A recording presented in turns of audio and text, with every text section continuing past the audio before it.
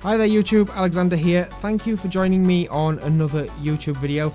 Today I've got something that's kind of the same but a little bit different. We're doing a review, but this time it's not on a new technology launch. It's on the AlienSimProducts McLaren GT3 wheel.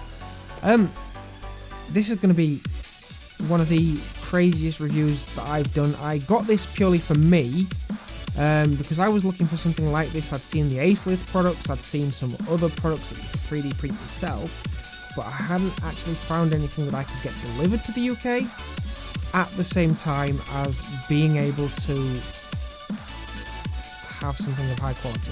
So, what is this all about then? So, if you've got like a really cheap Logitech or Thrustmaster wheel, it might not even be really cheap, it might be a good one, but a good few years old now.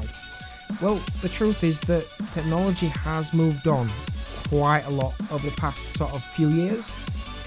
Direct drive is now here with a number of different manufacturers. Moser, Fanatec, they've released some great entry-level wheels from like €600. You could have a direct drive wheel and go out racing, and it would be a million times better than any of the gear or belt driven systems that are out on the market right now.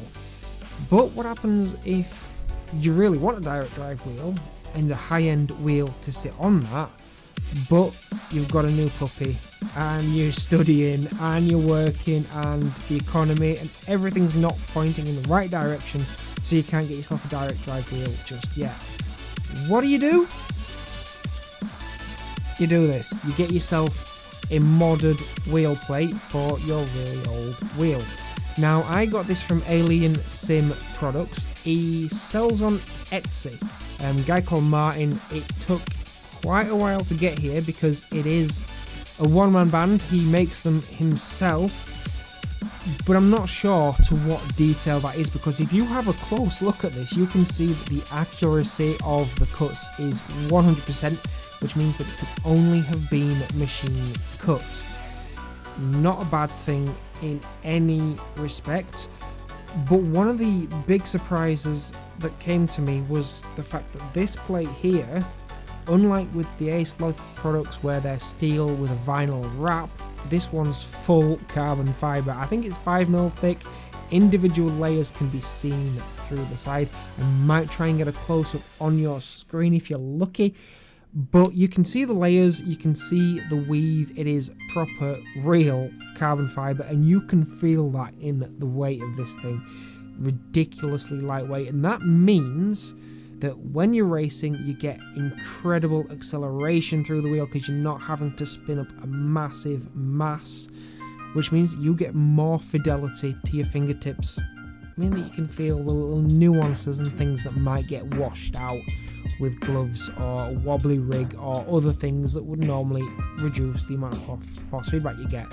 Don't get me wrong, it's not going to increase the maximum force in any way, shape or form, just purely the speed the wheel can spin and reach those higher loads. So what about the things that shocked me about this wheel? The things that I wasn't expecting and maybe I'm disappointed about. I'll talk about those first, and then we'll go on to some of the really great things. So the first thing that disappointed me was the edging on here. When you buy brand new products from really large manufacturers that can afford all the tooling and maintenance in the world, you'll find that every single thing is chamfered so that there are no sharp edges that you could potentially cut yourself on. Now, while this product has been successfully deburred with great detail not to scratch the face, nothing is chamfered. So if you are in a situation where you get a bit of oversteer and you get a tank slapper, you might want to let go of the wheel to stop it hurting your thumbs, or if you're going into a wall, to stop it hurting your wrists. In which case, if this comes around and slaps you on the back of the hand, there's a very good possibility that this might draw some blood. It's not going to take a big chunk of skin off because this is a T300, but it definitely will draw some blood. And if you've put this on a direct drive wheelbase, there's even more potential to lose a bit of skin as you go as well. So just be careful with that. I mean, I don't know whether there are plans for AlienSimProducts to chamfer these in the future. It didn't happen with mine. But knowing the cost of the tooling and how you have to keep the blades sharp for carbon fibre, in all honesty, I'm not surprised when this cost £70 plus delivery. The next downside, and thing that I was a little bit shocked at, was the fact that you can see the injection points and the flashing from the rubber mould. Now, the rubber isn't proper rubber that you would find on things like car tyres. It's not organic rubber in that sense. It's a synthetic material. It's quite soft to the touch, not quite like moleskin, a little bit harder, but still it is not going to fall apart like silicone. It's not really going to form like epoxy either. I could see it squashing in years to come, but it's never going to get to that hard, brittle phase. So the choice of materials on here is extremely good. It's just a shame about the flashing and the injection points along with that sharp edge. In terms of downsides, the only other one is the sticker kit. This is my own. The wheel doesn't come with one, and it is such a shame when you have every other manufacturer out there sending theirs with either a sticker kit or a vinyl wrap. I thought that, knowing how easy it is to produce stickers and have them plotted out, I thought this is something that someone who produces such a great wheel rim would be able to do as well. Granted, it might push the price up to £100 per wheel.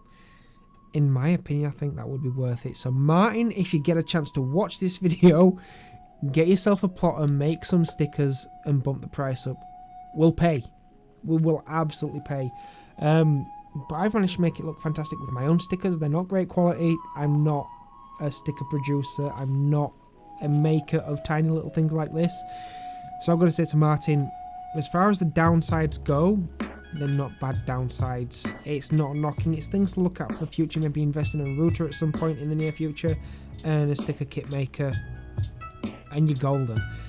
In terms of high points, and I've already mentioned that the lightness of this rim will increase the acceleration through the base, meaning you get more feel to your fingers. But again, there's more to it than that. There is the fact that the McLaren GT3 rim, which this is based on, actually looks 100% the same in Assetto Corsa Competizione. Very similar in iRacing, but it's not perfect because iRacing uses a previous wheel, I believe. But you will not go wrong when you get this lined up on your screens. You're not going to notice the hand movements. It's absolutely beautiful the way that this is produced. And that said, the ease of instruction is ridiculous. There are 6 screws around the middle of the rim. You take those out, you take the old rim off, you put the new one back on, the screws go back, and you do the hokey cokey and you're done. That's it. Simple. Any idiot can do it, and I did it. So there you go. Proof. Yeah, that is the easiest, most fun mod I've done in a little while, actually. So I've got to give my hands up for AlienSimProducts all day long.